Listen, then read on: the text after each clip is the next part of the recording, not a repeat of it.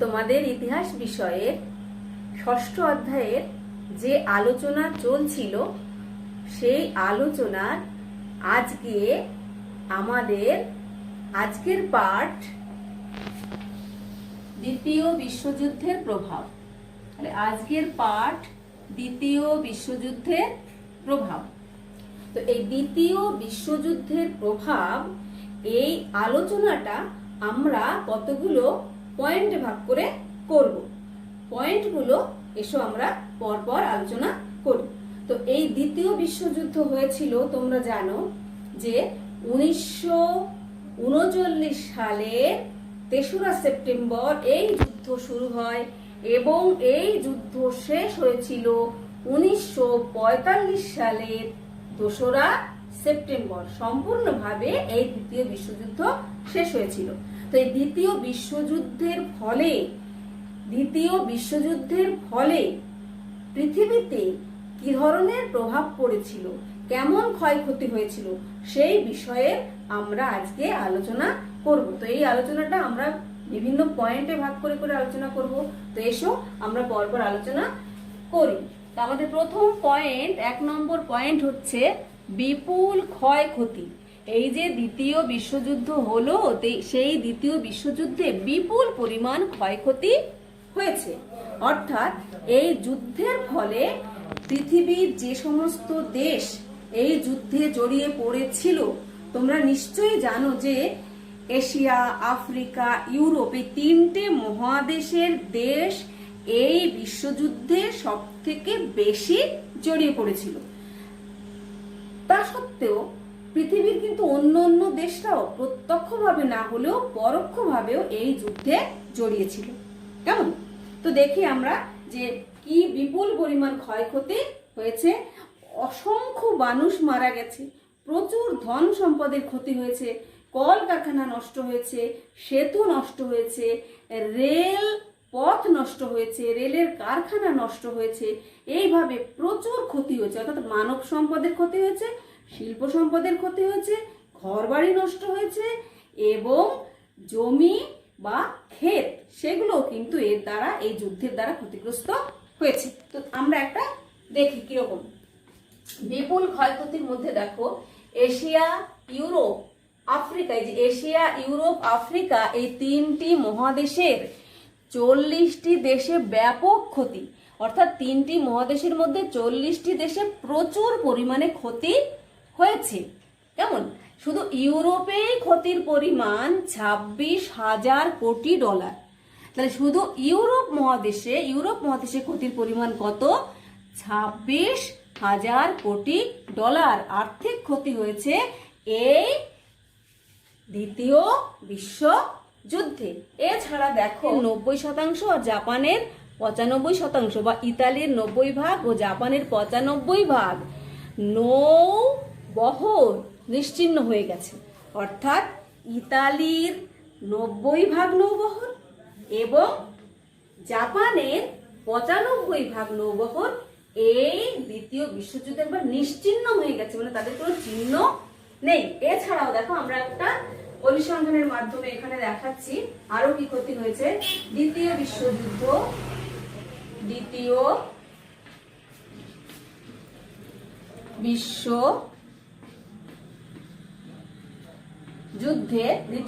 আর কি কি ক্ষতি হয়েছে সেটা দেখো।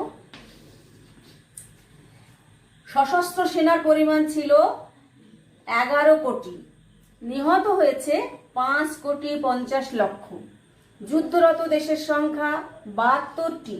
অর্থাৎ যুদ্ধে অংশগ্রহণ করেছে 72টি দেশ, তার মধ্যে এখানে 40টি দেশে প্রচুর ক্ষতি হয়েছে। এটা একটু বুঝে নিও। আর যুদ্ধে জড়িত মানুষ, কত মানুষ এই যুদ্ধে জড়িত হয়েছিল, তাদের সংখ্যা হচ্ছে 170 কোটি। 170 কোটি মানুষ এই যুদ্ধে জড়িত হয়েছিল। তার মধ্যে শুধু সেনাই ছিল 11 কোটি। 11 কোটি সেনা আর 170 কোটি মানুষ এই যুদ্ধে বিভিন্নভাবে জড়িয়ে পড়েছিল। যুদ্ধে খরচ হয়েছে 1,50,000 কোটি ডলার মোট। অর্থাৎ এই দ্বিতীয় বিশ্বযুদ্ধে মোট ক্ষতি হয়েছে 1,50,000 কোটি ডলার আর্থিক পরিমাণ। আহত মানুষের সংখ্যা 8 কোটি। ব্রিটেনের 20 লক্ষ ঘর বাড়ি নিশ্চিহ্ন হয়ে গেছে। এই দ্বিতীয় বিশ্বযুদ্ধে ব্রিটেনের 20 লক্ষ ঘর বাড়ি একেবারে পুরো নিশ্চিহ্ন হয়ে গেছে। আর জার্মানির 15 লক্ষ ঘর বাড়ি নিশ্চিহ্ন হয়েছে। জার্মানির 15 লক্ষ ঘর বাড়ি নিশ্চিহ্ন হয়েছে। 2000 সেতু ধ্বংস হয়েছে। শিল্পাঞ্চল ও প্রধান প্রধান শহর একেবারে ধ্বংসস্তূপে পরিণত হয়ে গেছে। কেমন? আর রাশিয়ার পশ্চিমাঞ্চল একেবারে ধ্বংসস্তূপে পরিণত হয়েছে এই দ্বিতীয় বিশ্বযুদ্ধের ফলে। ফ্রান্সের প্রচুর ক্ষতি হয়েছে, প্রায় 50% সম্পদ নষ্ট হয়ে গেছে।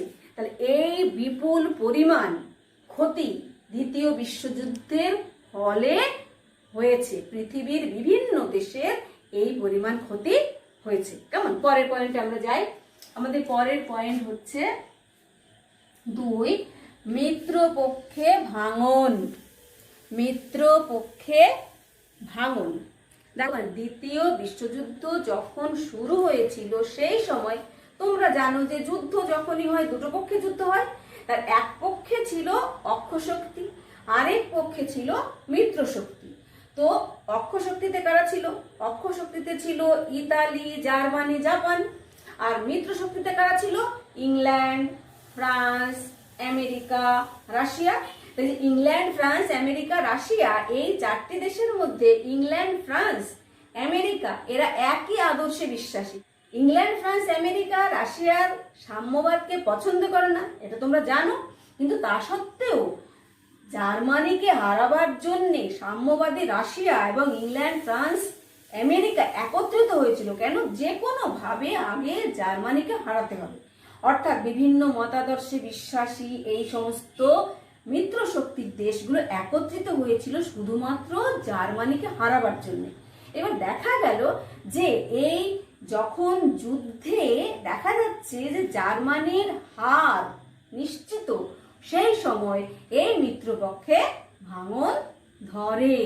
অর্থাৎ এই যে সাম্যবাদী রাশিয়ার সঙ্গে ইংল্যান্ড, ফ্রান্স, আমেরিকা এই দেশগুলোর একটা দূরত্ব তৈরি হতে থাকে, একটা পারস্পরিক অবিশ্বাস, সন্দেহ তৈরি হতে থাকে। তাহলে বলতে পারি আমরা যে দ্বিতীয় বিশ্বযুদ্ধের শেষের দিকে মিত্র শক্তিতে ভাঙন ধরে, ফলে পারস্পরিক একটা সন্দেহ, অবিশ্বাস দানা বাঁধতে থাকে। আর এই ভাঙনের ফলে দেখা যাচ্ছে যে একদিকে সোভিয়েত ইউনিয়ন আর অন্যদিকে আমেরিকা ও ইংল্যান্ড, ফ্রান্স আলাদা হয়ে যাচ্ছে। তাহলে এই মিত্র শক্তিতে আমরা ভাঙন দেখলাম। কেমন?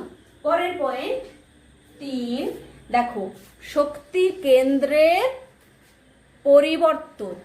শক্তি কেন্দ্রের পরিবর্তন। আচ্ছা, এই যে যখন দ্বিতীয় বিশ্বযুদ্ধ হয় সেই সময় অক্ষশক্তিতে যারা ছিল তারা জার্মানি, জাপান এবং ইতালি। আর মিত্র শক্তিতে যারা ছিল ইংল্যান্ড, ফ্রান্স, আমেরিকা, রাশিয়া। কেমন? এই যে দুটো পক্ষ, দুটো দল, এরা দেখা যাচ্ছে যে যুদ্ধের পর আর এইরকম শিবির থাকছে না, এরকম ভাগার থাকছে না। মানে অক্ষশক্তি থাকছে না আর মিত্রশক্তিও থাকছে না। অক্ষশক্তিরও ধ্বংস হচ্ছে এবং মিত্রশক্তিও জয়ী হচ্ছে, কিন্তু তবু তারা আর আগের মতো সেই শক্তির জায়গায় থাকছে না, শক্তিশালী হিসেবে তারা থাকতে পারছে না। অর্থাৎ আমরা বলছি যে জার্মানি, ইংল্যান্ড, ফ্রান্স, ইতালি এরা আর শক্তিশালী থাকছে না। সেই জায়গায়, সেই শক্তির জায়গায় অন্য দেশ উঠে আসছে, যার একদিকে আমরা দেখছি আমেরিকা যুক্তরাষ্ট্র, আর একদিকে আমরা দেখছি সোভিয়েত ইউনিয়ন। তাহলে শক্তি কেন্দ্রের পরিবর্তন ঘটলো। আগে শক্তিধর ছিল, একদিকে ছিল জার্মানি আর এদিকে ইংল্যান্ড, ফ্রান্স ছিল। এখন সে জার্মানি, ইংল্যান্ড, ফ্রান্সের জায়গায় কারা উঠে আসছে? সেইখানে উঠে আসছে একদিকে আমেরিকা যুক্তরাষ্ট্র। সে হচ্ছে মহাদেশীয় শক্তি নয়, সে হলো মহাসাগরীয় শক্তি। অর্থাৎ একটা মহাসাগরীয় শক্তিধর দেশ হিসেবে আমেরিকা যুক্তরাষ্ট্র উঠে আসছে। আর ঠিক তার উল্টো দিকে মহাদেশীয় শক্তি হিসেবে আবির্ভূত হচ্ছে সোভিয়েত ইউনিয়ন বা রাশিয়া। কেমন? তাহলে যে শক্তি কেন্দ্রের একটা পরিবর্তন আমরা দেখছি। আগে যারা শক্তিশালী ছিল তারা এখন দুর্বল হয়ে যাচ্ছে, আর সেই শূন্যস্থানটা দখল করছে এখন কে? একদিকে আমেরিকা, আরেকদিকে সোভিয়েত ইউনিয়ন। তাহলে শক্তি কেন্দ্রের পরিবর্তন ঘটলো। বোঝা গেল এটা? তারপরে দেখো 4 নম্বর পয়েন্ট, ঠান্ডা লড়াই শুরু। ঠান্ডা লড়াই শুরু। তাহলে এই যে একদিকে সোভিয়েত ইউনিয়ন, আরেকদিকে মার্কিন যুক্তরাষ্ট্র, এই দুই দেশের কিন্তু মতাদর্শগত আদর্শ বা ভাবাদর্শ বা তাদের দৃষ্টিভঙ্গি দুটোই কিন্তু আলাদা। সোভিয়েত রাশিয়া সাম্যবাদে বিশ্বাস করে, সমাজতন্ত্রে বিশ্বাস করে, আর উল্টো দিকে মার্কিন যুক্তরাষ্ট্র সে গণতান্ত্রিক দেশ, সে গণতন্ত্রে বিশ্বাস করে। সুতরাং এদের কিন্তু কোনো বনিবনা হয় না, এদের কোনো মতের মিল হয় না, পারস্পরিক আদর্শের একটা সংঘাত তাদের মধ্যে সবসময় চলতেই থাকে। তার ফলে এদের মধ্যে একটা যুদ্ধের পরিমণ্ডল, যুদ্ধের আবহাওয়া তৈরি হয়, কেমন, কিন্তু যুদ্ধটা হয় না, একটা স্নায়বিক লড়াই চলতে থাকে। এইটাকেই বলা হচ্ছে ঠান্ডা লড়াই, অর্থাৎ একটা যুদ্ধ যুদ্ধ ভাব, কিন্তু যুদ্ধ কখনো হচ্ছে না, এই পরিবেশটাকে বলা হচ্ছে ঠান্ডা লড়াই। তাহলে এই ঠান্ডা লড়াইটাও কিন্তু দ্বিতীয় বিশ্বযুদ্ধের একটা ফল বা দ্বিতীয় বিশ্বযুদ্ধের একটা প্রভাব, কেমন। তারপরের পয়েন্ট 5 দেখছি শক্তি সাম্যের পরিবর্তন। শক্তি সাম্যের পরিবর্তন, এই যে সোভিয়েত ইউনিয়ন শক্তিধর দেশ হিসেবে উঠে আসলো আমেরিকার মুখোমুখি দাঁড়িয়ে, তখন দেখা যাচ্ছে আগে যারা শক্তিশালী ছিল এখন তো তারা শক্তিশালী নয়। এখন একদিকে সাম্যবাদী রাশিয়া, আরেকদিকে গণতান্ত্রিক মার্কিন যুক্তরাষ্ট্র, কেমন। এই যে সাম্যবাদী রাশিয়া, সে কি চেষ্টা করছে? সে চেষ্টা করছে তার অধীনস্থ, তার আদর্শে বিশ্বাসী, তার চারপাশে কিছু দেশকে তার অধীনে রাখতে। সেই জন্যে সে কি করছে, পূর্ব ইউরোপের দেশগুলোকে, বিশেষ করে পোল্যান্ড, রোমানিয়া, বুলগেরিয়া, এই সমস্ত দেশগুলোতে সমাজতান্ত্রিক আদর্শে বিশ্বাসী সরকার যাতে প্রতিষ্ঠা হয় তার জন্য চেষ্টা করছে সে। ফলে একটা সোভিয়েত বলয় বা একটা সোভিয়েত প্রভাবাধীন অঞ্চল, সোভিয়েতের আধিপত্যে থাকে এইরকম অঞ্চল সে তৈরি করার চেষ্টা করছে। তাহলে এইদিকে একটা শক্তিসাম্য হয়ে গেল। এছাড়া এই দ্বিতীয় বিশ্বযুদ্ধের সময় সোভিয়েত ইউনিয়ন কি করেছিল, প্রথম বিশ্বযুদ্ধের সময় সে কিছু অঞ্চল হারিয়েছিল। সেই অঞ্চলগুলো যেমন লিথুয়ানিয়া, লাটভিয়া, এস্তোনিয়া, পোল্যান্ড এবং ফিনল্যান্ড, এই সমস্ত দেশের কিছু অঞ্চল সে এই দ্বিতীয় বিশ্বযুদ্ধের সময় আদায় করে নেয়, পুনরুদ্ধার করে। সেই অঞ্চলগুলোকে নিজের প্রভাবাধীন অঞ্চলে পরিণত করলো। তাহলে ওদিকে আমেরিকাও চুপচাপ বসে থাকবে না। আমেরিকা কি করলো, সেও ওই পশ্চিম এশিয়ার কয়েকটি দেশ, মিশর, আফ্রিকা, মধ্যপ্রাচ্য, এই অঞ্চলগুলোকে নিয়ে নিজের একটা প্রভাবাধীন অঞ্চল তৈরি করে ফেললো। ফলে আমরা দেখতে পাচ্ছি যে একটা শক্তি সাম্যের পরিবর্তন ঘটছে। সোভিয়েত ইউনিয়ন তার প্রভাবাধীন অঞ্চল তৈরি করছে, আর অন্যদিকে মার্কিন যুক্তরাষ্ট্র সেও তার প্রভাবাধীন অঞ্চল তৈরি করছে। এইভাবে শক্তি সাম্যের একটা পরিবর্তন ঘটছে। দেখো, পোল্যান্ড, রোমানিয়া, হাঙ্গেরি রুশ প্রভাবাধীন অঞ্চলে পরিণত হয়। আর প্রথম বিশ্বযুদ্ধে হাতছাড়া হয়ে যাওয়া এস্তোনিয়া, লাটভিয়া, লিথুয়ানিয়া এবং পোল্যান্ড ও ফিনল্যান্ডের কিছু অংশ রাশিয়া পুনরুদ্ধার করে। আর ফলে বাল্টিক সাগর থেকে ইজিয়ান সাগর পর্যন্ত রুশ প্রভাবাধীন অঞ্চলে পরিণত হয়। বাল্টিক সাগর থেকে ইজিয়ান সাগর পর্যন্ত এক কথায় বলা যায় পূর্ব ইউরোপ সম্পূর্ণভাবে রুশ প্রভাবাধীন অঞ্চলে পরিণত হয়, কেমন। অন্যদিকে দেখো, পশ্চিম ইউরোপ, মিশর, মধ্যপ্রাচ্য ও আফ্রিকার কিছু দেশ মার্কিন প্রভাবাধীনে যায়। অর্থাৎ রাশিয়ার অধীনে কিছু অঞ্চল রয়েছে যারা রাশিয়াকে সমর্থন করছে, আর মার্কিন যুক্তরাষ্ট্রের অধীনে কিছু অঞ্চল রয়েছে যারা মার্কিন যুক্তরাষ্ট্রকে সমর্থন করছে, কেমন। তারপরে দেখো 6, স্বাধীন রাষ্ট্রের উদ্ভব। এই যে দ্বিতীয় বিশ্বযুদ্ধটা হলো, সেই দ্বিতীয় বিশ্বযুদ্ধের ফলে ইউরোপের যে সমস্ত দেশগুলোর হাতে অনেক আগে থেকে কিছু উপনিবেশ ছিল, যে উপনিবেশের জন্য প্রথম বিশ্বযুদ্ধ এবং দ্বিতীয় বিশ্বযুদ্ধ হয়েছিল, তো সেই উপনিবেশগুলো এখন এই দ্বিতীয় বিশ্বযুদ্ধের শেষের দিকে স্বাধীন হয়ে যাচ্ছে। দ্বিতীয় বিশ্বযুদ্ধ শেষ হওয়ার পরপরই স্বাধীন হয়ে যাচ্ছে। কেন? ওই উপনিবেশগুলোতে এই দ্বিতীয় বিশ্বযুদ্ধের শেষে বা দ্বিতীয় বিশ্বযুদ্ধের পরে স্বাধীনতা আন্দোলন শুরু হয়েছে, মুক্তি আন্দোলন শুরু হয়েছে তাদের সেই সমস্ত দেশগুলোতে।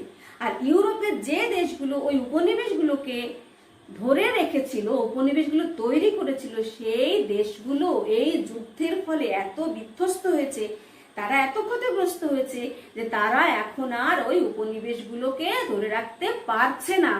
তারা নিজের দেশের পুনর্গঠনে সম্পূর্ণ আত্মনিয়োগ করার জন্য ওই উপনিবেশগুলোকে তারা স্বাধীনতা দিতে বাধ্য হচ্ছে। ফলে বেশ কিছু দেশ এই সময় অর্থাৎ দ্বিতীয় বিশ্বযুদ্ধের পরে স্বাধীন হয়ে যাচ্ছে, যেটাকে আমরা দ্বিতীয় বিশ্বযুদ্ধের ফল হিসেবে ধরে নিচ্ছি। কোন কোন দেশ স্বাধীন হচ্ছে? যেমন আমাদের দেশ ভারতবর্ষ, পাকিস্তান, শ্রীলঙ্কা, ইন্দোনেশিয়া, ভিয়েতনাম, এই সমস্ত দেশগুলো কিন্তু এই দ্বিতীয় বিশ্বযুদ্ধের পরে স্বাধীন হয়ে যাচ্ছে। তাহলে দেখো, দ্বিতীয় বিশ্বযুদ্ধে উপনিবেশিক সাম্রাজ্য ধ্বংস করে, অর্থাৎ দ্বিতীয় বিশ্বযুদ্ধের ফলে ঔপনিবেশিক সাম্রাজ্য ধ্বংস হয়। দ্বিতীয় বিশ্বযুদ্ধকালে এশিয়া আফ্রিকার স্বাধীনতা আন্দোলন জোরদার হয়। যুদ্ধে বিধ্বস্ত ইউরোপের দেশগুলি স্বদেশের পুনর্গঠনে সম্পূর্ণ আত্মনিয়োগ করতে উপনিবেশগুলির স্বাধীনতা দান করে। যেমন কাকে কাকে স্বাধীনতা দেয়? ভারত, পাকিস্তান, শ্রীলঙ্কা, ইন্দোনেশিয়া, ভিয়েতনাম প্রভৃতি এই সমস্ত দেশকে তারা স্বাধীনতা দিতে বাধ্য হয়। না হলে তারা নিজের দেশের যে ক্ষতি হয়েছে সেই ক্ষতিটা পুনরায় আবার পুষিয়ে নেবার জন্য তারা আত্মনিয়োগ করতে পারবে না। সেই জন্য ওই উপনিবেশগুলোকে তারা স্বাধীনতা দিতে বাধ্য হয়। কেমন? তারপরে পয়েন্ট দেখো 7, তৃতীয় বিশ্ব ও নির্জোট আন্দোলন। তৃতীয় বিশ্ব নির্জোট আন্দোলন বা জোট নিরপেক্ষ আন্দোলন। এই যে দ্বিতীয় বিশ্বযুদ্ধের পরপরই এশিয়া, ইউরোপ, আফ্রিকার যে সমস্ত দেশ সদ্য স্বাধীন হয়ে গেল, সেই সদ্য স্বাধীনতা প্রাপ্ত দেশগুলো একত্রে একজোট হয়ে তারা একটা দল তৈরি করলো। তাহলে এর আগে কিন্তু আমরা দুটো দল দেখেছি, একদিকে আছে মার্কিন যুক্তরাষ্ট্র, আরেক দিকে আছে সোভিয়েত ইউনিয়ন। তাহলে এই যে নতুন আর একটা জোট তৈরি হলো, তারা সদ্য স্বাধীন হয়েছে, সেই সদ্য স্বাধীনতা প্রাপ্ত দেশগুলো একসঙ্গে মিলে তারা একটা নির্জোট আন্দোলন তৈরি করলো। মানে তারা না মার্কিন জোটে যাচ্ছে, না তারা সোভিয়েত জোটে যাচ্ছে, তারা কোনো জোটেই যাচ্ছে না।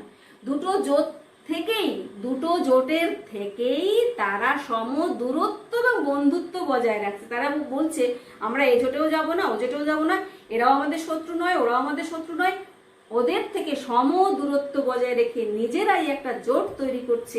সেই জোটটার নাম হচ্ছে নির্জোট বা জোট নিরপেক্ষ দেশ। এরা এইগুলোকে বলছে জোট নিরপেক্ষ আন্দোলন। আর বন্ধুরা, এই দেশগুলোকে একসঙ্গে বলা হচ্ছে তৃতীয় বিশ্ব।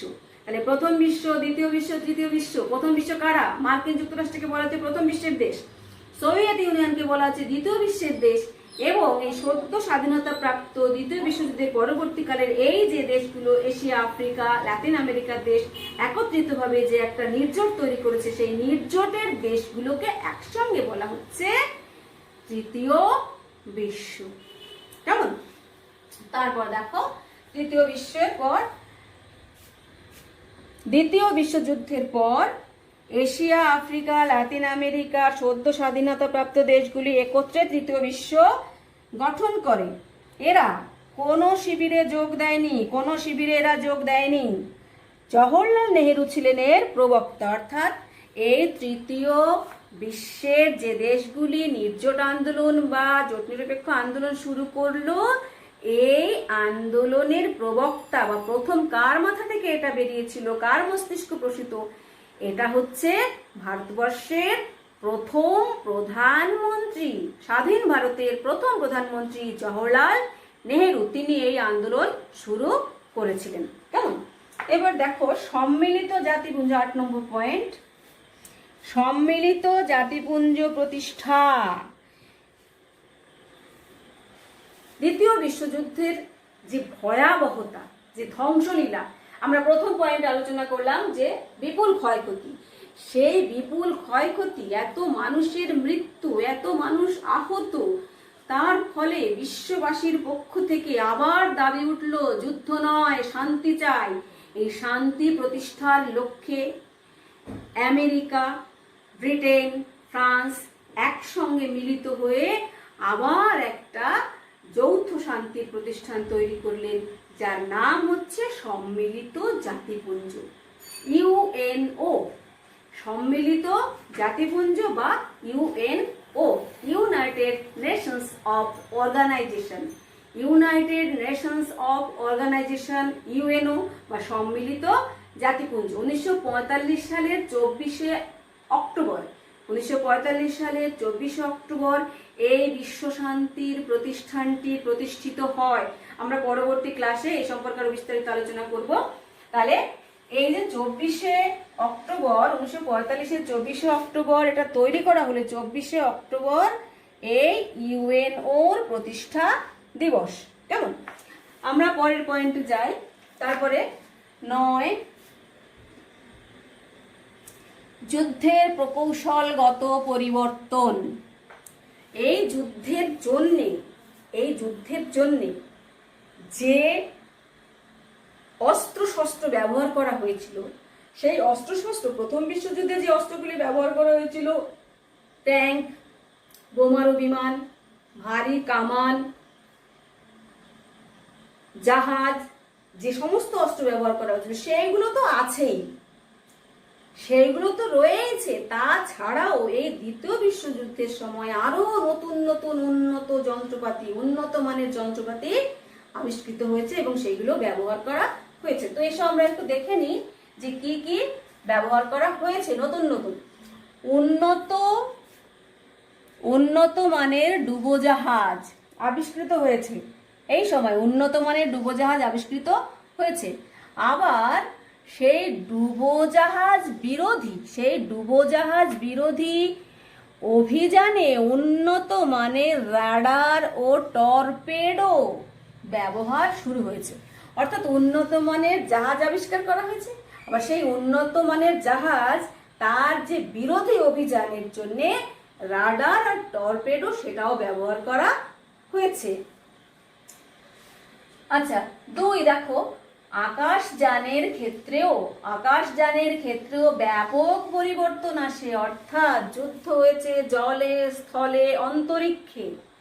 অন্তরিক্ষ মানে আকাশ, আকাশেও যুদ্ধ হয়েছে। তাহলে আকাশে যুদ্ধ করার জন্যেও নতুন নতুন অস্ত্রশস্ত্র এই সময় আবিষ্কার হয়েছে। দেখো, সেই জন্য বলা হচ্ছে যে আকাশযানের ক্ষেত্রেও ব্যাপক পরিবর্তন আসে। ব্যাপক পরিবর্তন মানে প্রচুর আরো আকাশযান জাতীয় উন্নত যন্ত্রপাতি, উন্নত অস্ত্র ব্যবহার করা হয়েছে। কি তৈরি করেছে? জার্মানি তৈরি করেছে V2 রকেট। রাশিয়া ও মার্কিন যুক্তরাষ্ট্র দূরপাল্লার রকেট, বিমান হানা ঠেকাতে রাডার যন্ত্র, যুদ্ধক্ষেত্রে কোনো কিছুর নিখুঁত অবস্থান জানতে কোর ম্যাগনেট্রন। তাহলে যুদ্ধক্ষেত্রে কোনো কিছুর নিখুঁত অবস্থান জানতে কোর ম্যাগনেট্রন যন্ত্র, স্বয়ংচালিত আগ্নেয়াস্ত্র, বোয়িং সুপার ফর্ট্রেস আর ওয়াকি টাকি, এই সব যন্ত্র আবিষ্কার হয়েছে এবং এই যুদ্ধে ব্যবহার করা হয়েছে। তাছাড়াও তোমরা জানো যে সব থেকে মারাত্মক যে মারণাস্ত্র পারমাণবিক বোমা ইতিপূর্বে যা ব্যবহার করা হয়নি কখনো, এই দ্বিতীয় বিশ্বযুদ্ধে তা ব্যবহার করা হয়েছে এবং তা ব্যবহার করে জাপানের 2টো শহরকে একেবারে পুরো ধ্বংসস্তূপে পরিণত করে দেওয়া হয়েছে। কেমন? তাহলে এই হলো আমাদের আজকের আলোচ্য বিষয়। আমরা আজকে এই দ্বিতীয় বিশ্বযুদ্ধের প্রভাব বা ফলাফল আলোচনা করলাম। এই সঙ্গে আমাদের আজকে এই অধ্যায়ের অর্থাৎ 6ষ্ঠ অধ্যায়ের আলোচনা শেষ হলো। কেমন? যদি তোমরা উপকৃত হয়ে থাকো, যদি তোমরা বুঝে থাকো, ভালো লেগে থাকে, নিশ্চয়ই তোমরা লাইক করবে এবং অন্য বন্ধুদেরকে শেয়ার করে এই উপকারটুকু পেতে সাহায্য করবে, কেন কি শিক্ষা ছড়াতে হয়, তাহলে শিক্ষা বেড়ে যায়। আর যদি কোনো বন্ধু নতুন এসে থাকো তাহলে এই চ্যানেলটা সাবস্ক্রাইব করবে, বেল আইকনটা ক্লিক করে রাখবে যাতে আমার পরের ক্লাসটা তুমি সবার আগে দেখতে পাও। আর যদি কোথাও অসুবিধা হয় বুঝতে, তাহলে নিশ্চয়ই কমেন্টস করবে, আমি তার জবাব দেব। সবাই ভালো থেকো, আজ এখানেই শেষ করলাম।